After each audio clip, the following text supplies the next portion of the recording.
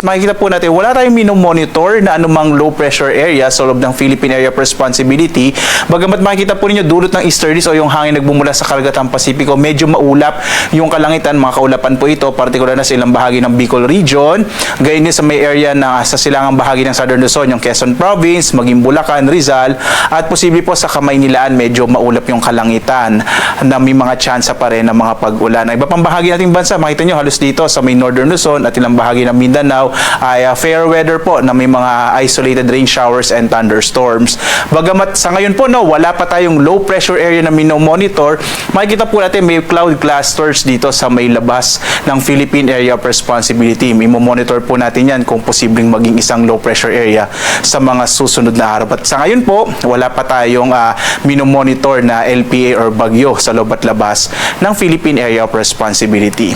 Ngayong araw nga, inaasahan natin may mga tsansa ng mga pag-ulan at maulap na kalangitan sa bahagi ng Bicol Region. Gayon din sa may Quezon Province, sa mga silangang bahagi po ng Central Luzon, itong Bulacan, kasama yung Rizal, at gayon din sa ilang bahagi nga po ng Metro Manila, posibleng medyo maulap yung kalangitan sa araw na ito. Ang nalalabing bahagi natin bansa, mga isolated rain showers and thunderstorms naman ang mararanasan, lalo na bandang tanghali, hapon hanggang sa gabi. Ito yung mga pag-ulan ng mga 1 hanggang 2 oras lamang. Agwat ang temperatura sa Lawag, 24 to 33 degrees Celsius. Sa Baguio, 18 to 22 degrees Celsius. Sa Tuguegarao, 25 to 34 degrees Celsius. Sa Metro Manila naman, 25 to 30 degrees Celsius. Sa Legazpi, 26 to 32 degrees Celsius. Habang sa Tagaytay, nasa 23 to 30 degrees Celsius.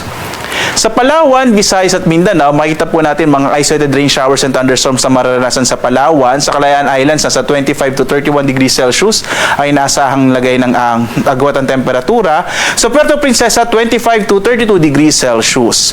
Localized thunderstorms din ay inaasahan sa malaking bahagi ng Kabisayaan. Agwat ang temperatura sa Iloilo, 26 to 32 degrees Celsius. Sa Cebu naman, 25 to 31 degrees Celsius, habang sa Tacloban, nasa 25 to 32 degrees Celsius. Ang malaking bahagi din po ng Mindanao makararanas ng bahagyang maulap hanggang sa maulap na kalangitan na may mga pulupulong pag-ulan, pagkidlat, pagkulog sa hapon hanggang sa gabi.